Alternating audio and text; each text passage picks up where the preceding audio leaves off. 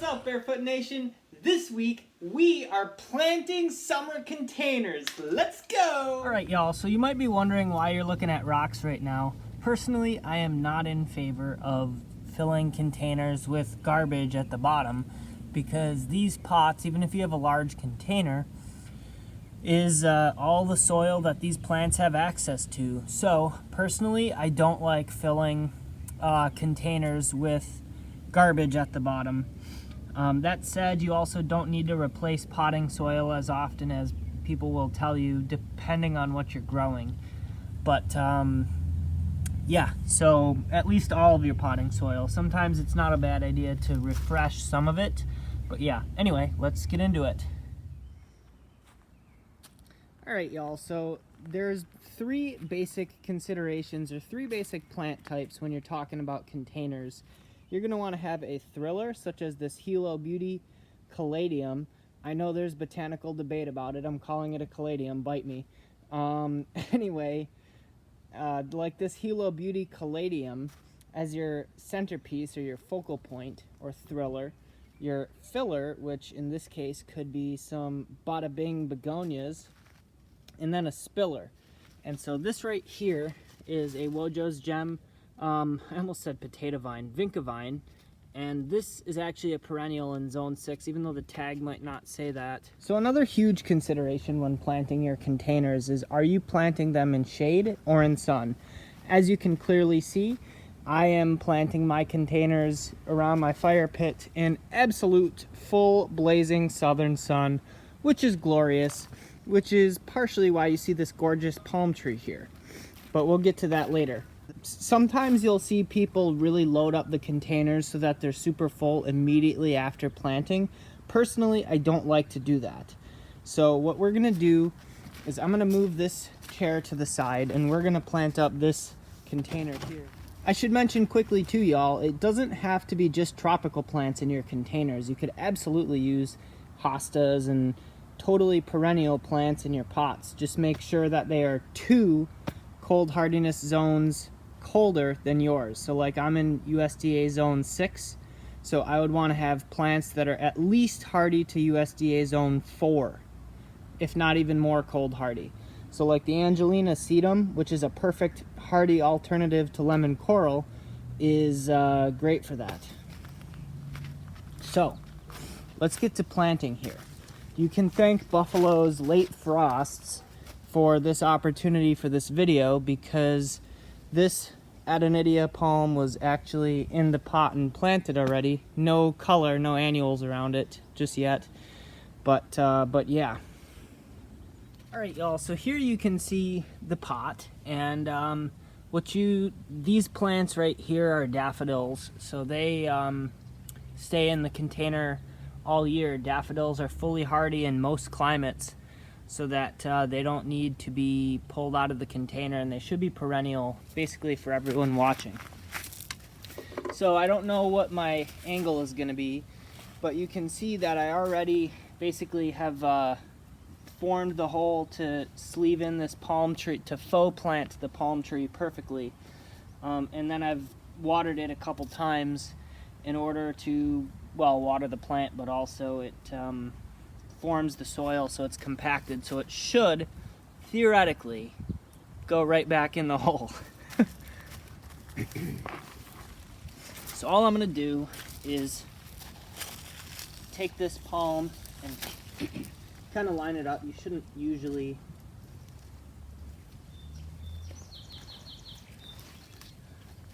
normally you don't want to grab something by the trunk like that because all of the weight of the root ball is right there. But in this case, it's fine. So what I'm going to do here is, I see kind of the handles were right in there, and I'm going to just kind of, these lily turf are loose, just kind of press down because I don't want to see the rim of this container sitting in this pot. So basically the palm is now planted. You can see these liriope right here are actually planted in with the palm. And now the other thing that I did before is I planted them so the daffodils and liriope were staggered, but I guess the palm didn't go in the pot the same way this time around. So anyway, these Liriope palms are very heavy feeders. Organic fertilizer is definitely going to be better for your plants, but especially palms with their needs for their specific micronutrients. But Liriope is a pretty low maintenance plant, so, and it's not a heavy feeder. So it's a good companion to actually go in with the palm and give it a little bit more fullness. So basically all these annuals, these pretty flowers, are not going to get planted in directly with the palm because I don't want them to, annuals which are heavy feeders, I don't want them to be competing directly with the palm. So this planter has a chair that goes right here, so technically I could probably plant shade plants because it's really going to get mostly sun from first thing in the morning until maybe about noon or 2 o'clock. But regardless, I like getting one flat of plants and using them throughout all of my containers in this fire pit patio, which you'll see in a little bit. But basically from here, guys, it's pretty straightforward. So, you know, you're just going to take your plugs, your annuals, and just kind of set them in. Sometimes you can plant them deeper. Doesn't really matter. I like to take the tags from this year and put them all in one location. Not sure how well you guys can see that. It's pretty sunny out today. But yeah, so you can see here that the rim of the palm pot is pretty close. So you might have to kind of gently squish these root balls a little bit just to fit them in there.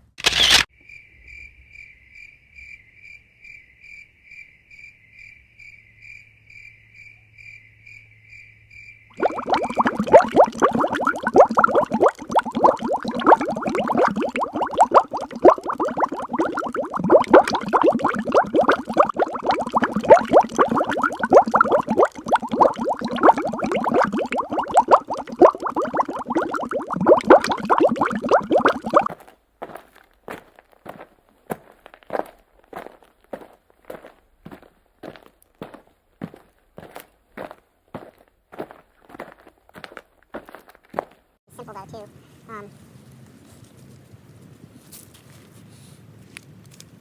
So there's one pack, so I need to get 2 pack. Sorry, not sorry.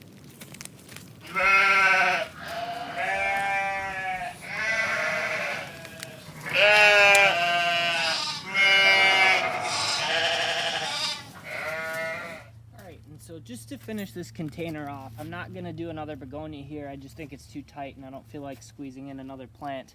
But what I can do is take some Angelina sedum cuttings and just plug them in the hole right here. Sedum will root from cuttings very easily and it'll grow pretty quickly. And again, this absolutely can stay in the pots in this container year round, and it'll just gently kind of soften the edge right here over the course of the summer. And again, perfectly hardy and container hardy here in zone 6. So, alright y'all, and so that's the finished result. If you just kind of imagine that the daffodils aren't there, then that's going to be the container. So it's got a nice, so you've got your thriller, which in this case is really tall and almost not even a thing as far as the ground level is concerned. But it actually will cast shade on over the chair. You've got your Liriope right here planted in with the palm, and then you've got your begonias, and then Sedum Angelina, which is going to just gently cascade down the edge of the pot. Just so y'all know, these were Sedum Angelina cuttings planted last year, and they have absolutely exploded with growth this spring to the point where I couldn't take cuttings from them. They're not even planted in soil. It's just potted in, or they're just planted in gravel for the first couple inches, and then their roots can get down to soil eventually. But yeah, just to show you how tough these sedums are. They get sun for the first part of the day, but they get shade during the evening hours, so it actually gives them that beautiful kind of almost almost shade stretched look in that chartreusey yellow color. But again, these plants were perfectly evergreen over the winter. So yeah, Sedum Angelina, take advantage of it. So for the next pot here, this Heliconia, this is actually a hardy Heliconia, or Heliconia Shediana. So this is actually a Heliconia Shediana, or a hardy Heliconia. You can see the tag right there. This was out in the frost last night, as you can see, but it is in fact a hardy Heliconia, so the new growth is perfectly intact, and it was really just the old stuff that got smoked. But it had spider mites on it anyway from being indoors all winter, so, you know, it sucks, but it is what it is. Hopefully it'll grow out of it relatively quickly. Another component that I forgot to mention with the container planting is drainage. So the first planter that I showed you is a clay pot, so obviously it has a drainage hole. This one is a plastic container, so it does not have a drainage hole. You can either make a drainage hole or plant accordingly. I am choosing to plant accordingly, and that could give you some interesting options, like using aquatic plants in your patio containers if you do not have drainage in your containers. But again, it just is you have to take other things into account if you do choose to not have drainage in your pots. I forgot to mention too that I'm going to be putting these bulbs in all the pots, kind of just scattered throughout. So I'm thinking of using this caladium here. This is a White Wonder caladium. I'm going to use it in this container as kind of a filler. This is, as you can see, one of the new Proven Winners ones. I am not sponsored by them, but I should be, because I use a lot of their plants. But this plant here is said to take full sun, but guys, yeah, I don't know. Again, the sun is in my on my screen, so I can't really see, but not so sure that claim about being able to take sun or shade seems kind of too good to be true. But so as I had mentioned, I'm using the Heliconia, the hardy Heliconia, as a centerpiece. I'm also going to be using these Roman red salvias, which probably are perennial in the south, but not here in New York, as kind of a filler. And so these things here are full sun only. As you can see, they grow to a maximum of 28 to, so we'll just say 3 feet. So really, they're probably too big for this container in that arrangement. So maybe what I'll do then, and this is part of the fun with containers, is thinking of later in the summer, instead of the caladium going where it is, I'll put the caladium facing east, which is that way.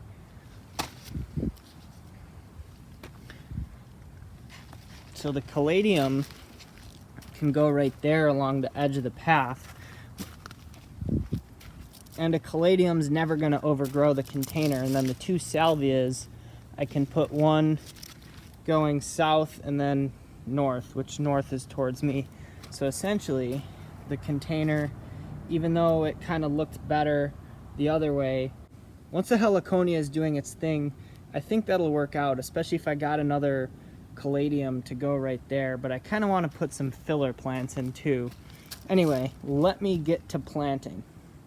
One more thing, make sure that your plants are well watered before you plant, and then you're going to have to water them after again too.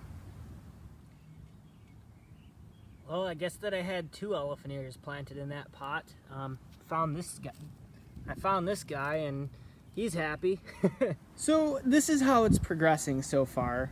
It looks good. I do think that I probably need another caladium just to have it be kind of symmetrical a little ways. It looks pretty jumbled up, but the plants need to kind of adjust with their day and night cycles. I added the Wojo's gem to the Vincavine to the front of the container here. I think that I think this tall gray container really does need a spiller in this case. Another thing you can do is, because these are hardy in the ground for people in zone 6 and warmer, I actually have some of this planted in my garden, and I could have just taken cuttings and done that like as soon as it came up, but I got another. I'll probably dig it up in the Heliconia in the fall and take them inside or plant them in the ground. So also too, before I get this another caladium here and make it magically appear, I'm kind of going against my rule of keeping planters not too over planted. But remember, this pot doesn't have any drainage, so these roots can go straight down all the way, 2.5, 3 feet, and they will have water and everything that they need. So this pot is a good one if you don't have irrigation to overplant, just because of the volume of the container. And again, this is completely full of soil, or potting media, not really soil, and compost. A little bit of lobster compost, composted manure, all that good stuff. Wow, look at that! Another caladium showed up. Have not planted it yet, but just imagine a banana-like plant emerging out of the center of all that, which, if it flowers, will have hot red flowers. But Heliconia Shediana is not grown particularly for its blossoms, in my opinion. Not for me. Just like that, this container is all planted up and ready to be watered in. But to see it grow and grown in and mature, you'll have to subscribe to the channel. Check out the garden tours. So this next pot here is kind of another case of not necessarily cold damage. This is my Calathea Ludia, which is one of my more prized plants. This comes indoors when it's in the fall, about 50 degrees as a low. But the difference between, so the lows are just about that now, but the difference is, for one, acclimation from indoor light, which is very dim compared to full sun, is going to make the leaves scorch, so I figured for that.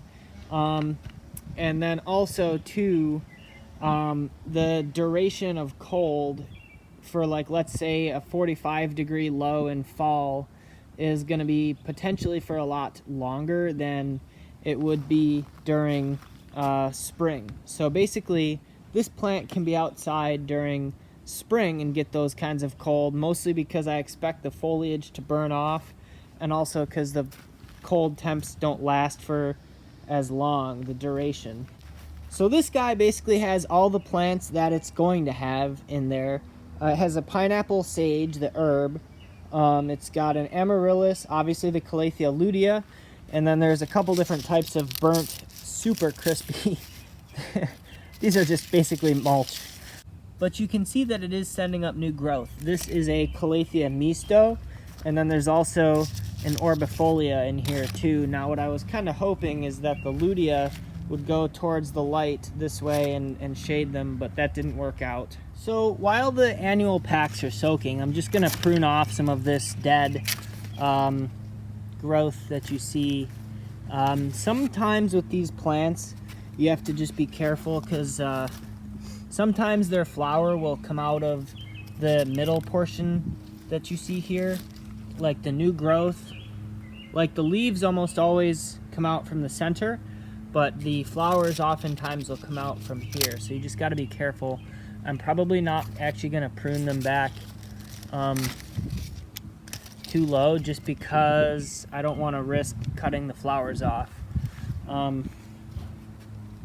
Any potential flowers. I've actually never had this plant bloom. I want to be careful too, cutting off too many green leaves, because any leaf that is there is going to feed the plant and give it food. So you don't want to go too nuts cutting dead stuff off. Obviously, like in the case of the Calathea misto right here, this plant here, these leaves are completely brown and just mulch. The best thing to do is just grind them up in your hands and chop and drop to the soil. For no reason other than I feel like it, I'm going to use only the kind of hot pink bada bing begonias. I love saying that. Alright y'all, so again, no dramatic before and after. Again, you'll have to tune into the garden tours to see what these look like grown in a little while. They will respond pretty quickly, but yeah, so this, I just added 1 pack of the hot pink begonias, and then just for the heck of it, I threw in a impatient that is kind of corally or salmon, just for kind of some pastel type colors, so it'll be kind of a monochromatic type thing. The pineapple sage will bloom red, kind of similar to those salvias. And the other thing to keep in mind is that it looks kind of sparse right now, but again, these flowers will all fill in. You're technically planting them closer together in the pots than the tags say to space. But and another thing to keep in mind is with really well established or root bound plants like with this Calathea, is that you're going to want to have plants like begonias, maybe flowering vinca, that are more drought tolerant than, so we'll see how the impatient does, but plants that are more drought tolerant than, just because the roots of the Calathea and the amaryllis and pineapple sage are all like going to be way competing and probably more aggressive as far as pulling in water and nutrients than the little flowers. All right, y'all, and so the last planter in the fire pit area that I have is this bird of paradise right here. Again, this actually was outside in frost. Now what's interesting is the top of the leaf is kind of burnt a little bit, but the sides where the frost couldn't go straight down on it essentially is a-okay. So in here I have a rosemary, and I also have a freesia, which I impulse bought at Lowe's. So color wise, I want to use all these, but I'm not sure if the so what I'm gonna do with this planter is use another hot pink begonia pack and maybe some whites, and that'll kind of hopefully blend all these blues and purples and pinks together, and it won't look too goofy. And so this is how it turned out. So I've got some the hot pink begonias right there along with the freesia on the kind of more sun side of the container. Again, I'm kind of planning on the bird of paradise and the rosemary and all these plants to kind of make kind of a veil or kind of a wall, so to speak, and really screen that off. But I do have a white mixed in there. And then here on this side, you can see that I've got some different impatiens on the kind of morning sun side. Again, if it grows as planned. But again, the impatiens are pretty forgiving. And then, yeah, I mean, not too complicated, or rather, I don't want to overcomplicate things. You can see some lovely frosted alocasia, that new leaf. It really frickin' sucks. But anyway. And the other cool thing, too, is you can see that this leaf has grown in the last little while. So it is just amazing to witness the growth. Guys, that's going to do it for this video. So we planted some couple containers around the fire pit. And yeah, you can see that it's been a little while, so they're kind of, you know, a little bit more adapted. More or less, that's kind of not the finished result, because the garden's never done, but also too, I still have more work to do over here, and you know, there's always going to be some tweaks. Alright, y'all, hope you enjoyed the video. Hopefully now you learned a few things, maybe about planting containers, or at least the way that I've found it to be successful. If you want to see more content just like this, be sure to hit that subscribe button, and you know the drill. Anyway, guys, drop a comment down below. Questions, thoughts, what do you put in containers? Perennials, annuals, tropicals, plastic plants? Please don't tell me if you use plastic. Alright, y'all. See you next week. Bye!